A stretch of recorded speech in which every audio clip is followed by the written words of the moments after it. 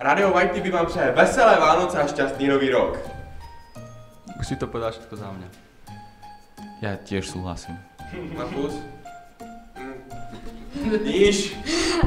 No takže já vám samozřejmě tiež prajem veselé Vianoce a šťastný nový rok, aby Ježíško k vám prišiel a dal vám všetky darčeky, ktoré chcete, pretože... Mafus, ale Vianoce nie sú od darčekov. Dobře, nebudem to řešit.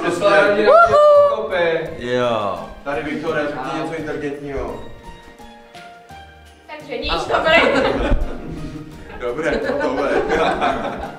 Dobré, tak někdo z vás řekne, Radio YTV vám přeje hodně štěstí do nového roku, prostě se Vánoce a pak se to tak nějak rozplyne, ne? Šťastné a veselé nový rok. Ticho. A začneme tleskat. Musíš povedať ako básnička, si rýchlo nájdem ako na internete. Ne, Ježiš, moja babka mi vždycky míše také pekné verše. Šťastné a veselé Vianoce za celý YTV tým a požehnaný nový rok vám želá Matúš. Počkaj, ešte nejakú pesničku. It's too late now to say sorry. Šťastné a veselé Vianoce vám praje Mafus a hlavne ja a celý tým Rádia YTV. To nebolo ani vtipné, ani dobre, to bolo úplne trápne, kamo. A hej, ale že... Kámo, je to tvůj kluk. A čo? To nedáš. Určite šťastnejšie Vianoce, než má Peter, vám praje. Hej, je to moja chyba, vlastne áno. Já? No ide. Dobré. Já to odpočítám.